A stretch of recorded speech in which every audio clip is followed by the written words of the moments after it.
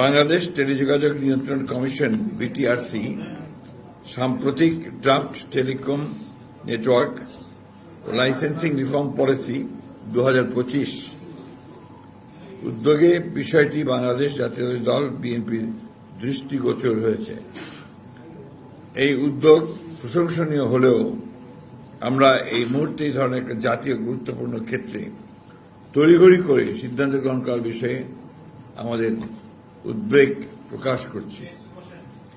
এই নীতির উদ্দেশ্য হল লাইসেন্সিং পদ্ধতি সহজ করা, প্রযুক্তিগত অগ্রগতি উৎসাহিত করা, গ্রামীণ জনগণের ডিজিটাল অন্তর্ভুক্তি বাড়ানো, যা অবশ্যই ইতিবাচক একটি বিষয়।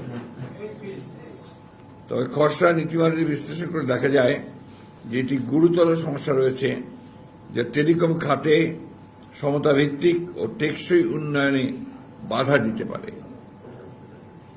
বিএনপি গঠনমূলক মনোভাব নিয়ে এই খসড়ার সম্ভাব্য দুর্বলতা, অস্পষ্টতা এবং বড় মোবাইল অপারেটরদের পক্ষে অধিক সুবিধা পাওয়ার কিছু ধারা তুলে ধরেছে, যা ছোট ও মাঝারি ব্যবসা প্রতিষ্ঠান এবং স্থানীয় উদ্যোক্তাদের ক্ষতিগ্রস্ত করতে পারে।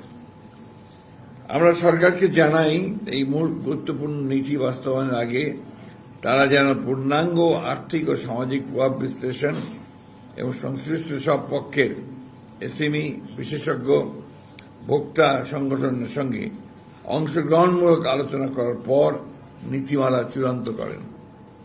বিশেষ করে সামনে জাতীয় নির্বাচনকে সামনে রেখে বিবেচনায় রেখে এই ধরনের একটি জাতীয় গুরুত্বপূর্ণ নীতিমালা এই সময়ে একতরফাভাবে প্রণয়ন করা সমীচীন হবে না বলে বিএনপি বিশ্বাস করে।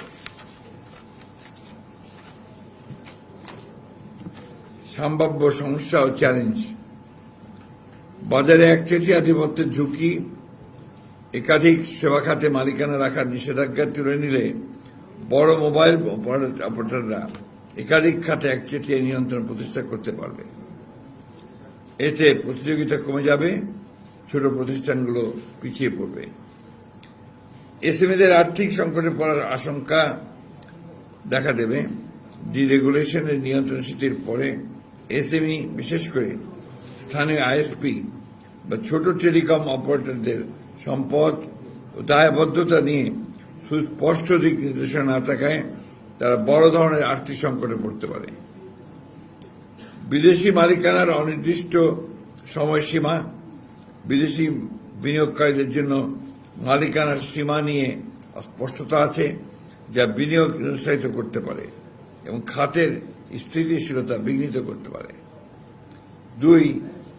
অস্পষ্ট ও অনির্ধারিত বিষয়: ক্রস ওনারশিপের ফাঁকফোকর, উলম্ব ও সমান্তরাল মালিকানার বিষয়ে পরিষ্কার ব্যাখ্যার অভাবে বড় কোম্পানিগুলো আরও বাজার দখল করে দিতে পারে।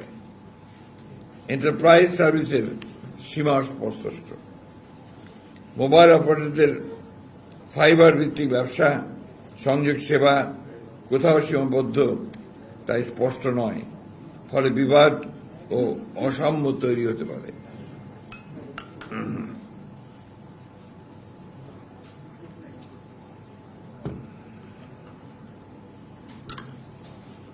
নতুন প্রযুক্তির বিষয়ে স্পষ্টতা নেই।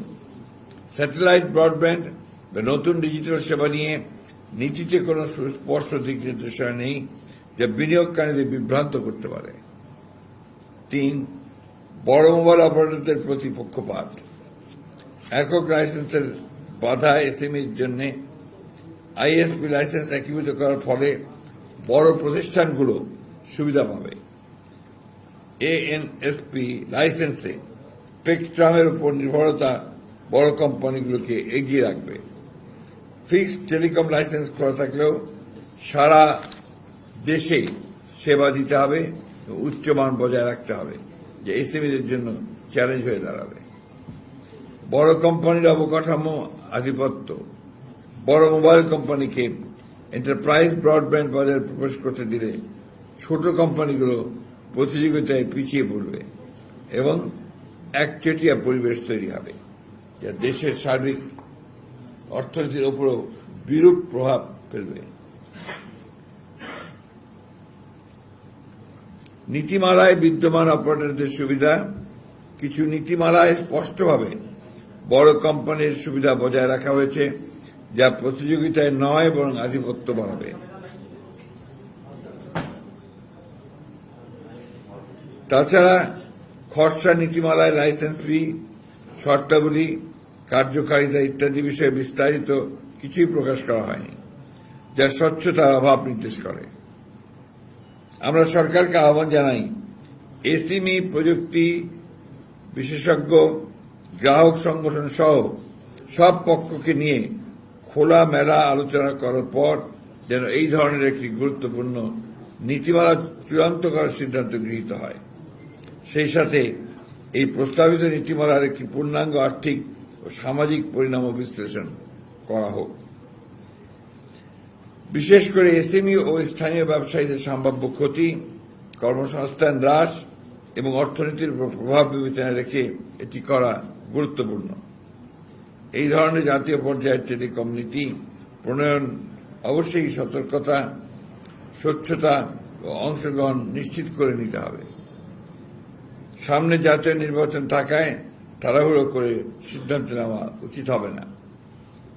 বিএনপি বিশ্বাস করে সবার জন্য উপকার বয়ে আনে এমন নীতি গ্রহণযোগ্য। ডিজিটাল সংযুক্তির মাধ্যমে সমতাভিত্তিক উন্নয়ন ও ডিজিটাল নিরাপত্তা ও সার্বভৌমত্ব রক্ষার অঙ্গীকারী আমরা কাজ করে যাব। আপনাদের সবাইকে ধন্যবাদ। আল্লাহ হাফেজ। বাংলাদেশ জিন্দাবাদ।